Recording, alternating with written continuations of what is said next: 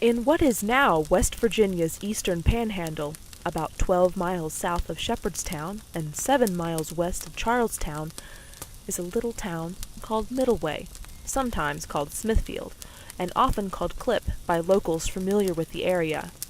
In it lived Andrew Livingston, who had come to the area from Lancaster, Pennsylvania, in 1790, and had purchased a small farm. About 4 years later, a stranger of middle age and respectable appearance arrived, and became a boarder in the Livingston home.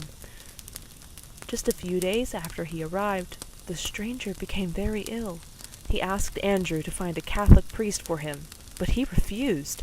The stranger survived in misery for 2 long days, until he finally died.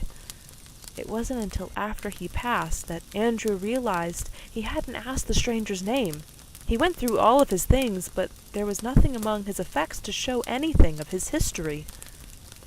On the night following the death, a man was asked to sit up with the corpse. Strange things happened. Lights went out, and the sound of footsteps were heard. The members of the house were thoroughly frightened.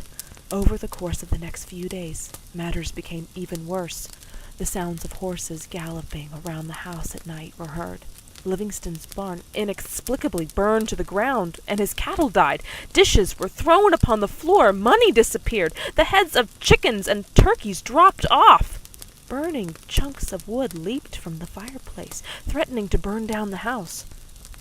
Soon the annoyances, which were destroying Andrew Livingston's peace of mind, assumed a new form.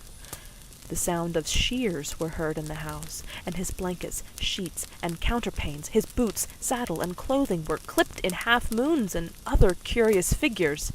This continued for 3 excruciating months. People for 30 miles around gathered to see and hear the strange goings-on. One old lady testified that before entering the house, she took off her good black silk cap and wrapped it in a handkerchief to protect it.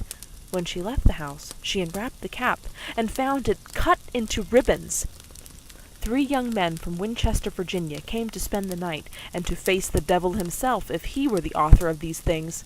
But as soon as they were comfortably seated, a large stone leaped from the fireplace and whirled about the floor. The young men took to their heels and escaped. By this time, poor Livingston was almost insane. He appealed to 3 professed conjurers, but their wizardly incantations were in vain. Soon he had a dream in which he saw a man in robes and heard a voice saying, "This is the man who can help you." After many inquiries and much searching, he was led to come to the Catholic Church in Shepherdstown. When the priest appeared at the altar, he proved to be the man in the dream.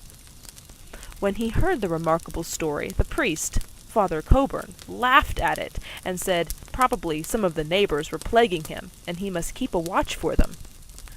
Mr. Livingston pleaded with tears for help.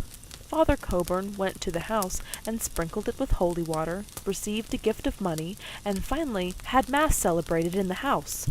This proved effective, and the ghostly visitation ceased. With all the horror finally behind him, Mr. Livingston returned to Pennsylvania, but before doing so, he conveyed the Clipp property to trustees for the benefit of the Catholic Church.